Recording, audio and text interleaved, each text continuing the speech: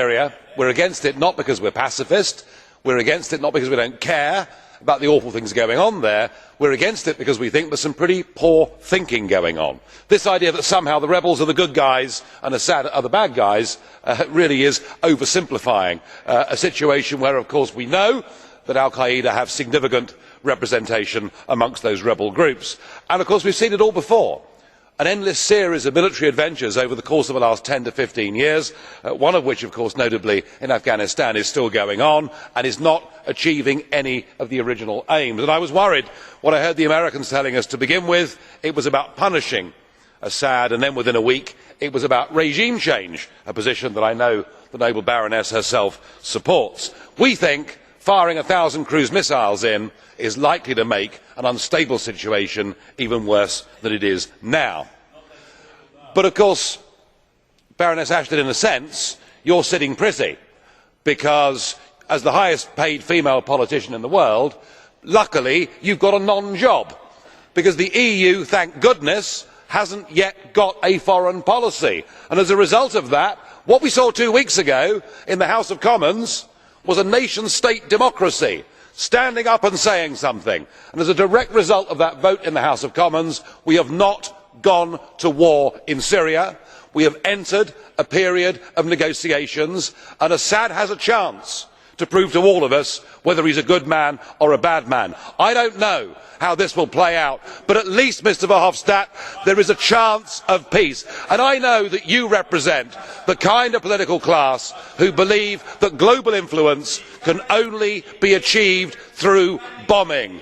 Well, luckily, unlike extreme EU nationalists like yourself, British democracy has proved that through nation-state parliaments, we've actually made people rethink.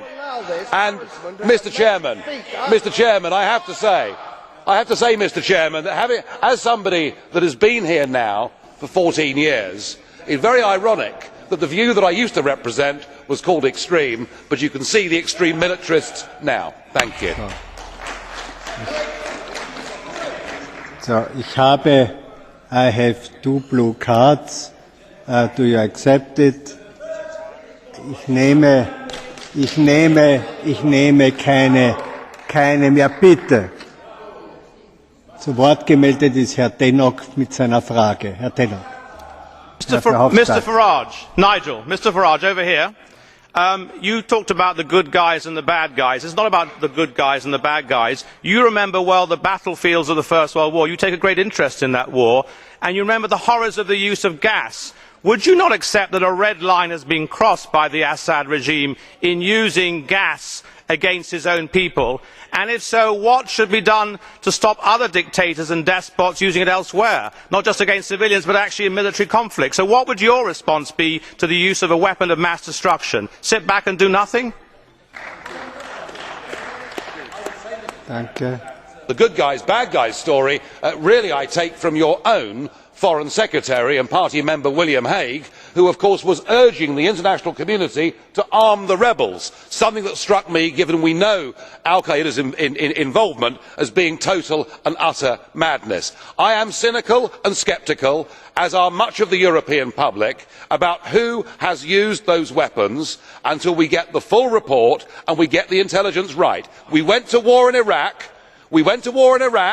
being told that Saddam had weapons of... Why don't you shut up and listen for a change? You really must be the vilest, rudest man in European politics. And you rant on, and the chair lets you get away with it because you're the former Prime Minister of Belgium. Well, there we are. So, Mr Tannock, I understand what you're saying. I understand something ghastly has happened here, but before you take military action, you need to be certain you're going to make things better and not worse. The time is over. The blue card is 1 question and 1 answer. I have a second question from Mr. Jan Bashko. Jan Bashko. Mr. Farage, would you stop the chronometer, please?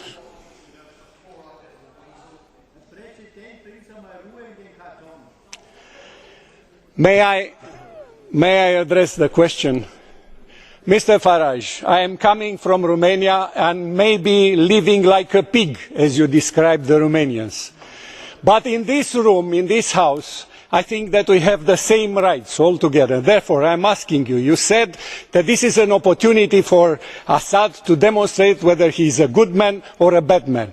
Do you think that 100,000 killed there proves him to be a good man? Because I don't. Do you? Sir, I would say this to you. I have never described the Romanians as living like pigs. What I said was the Romanians treat their Roma minority like pigs.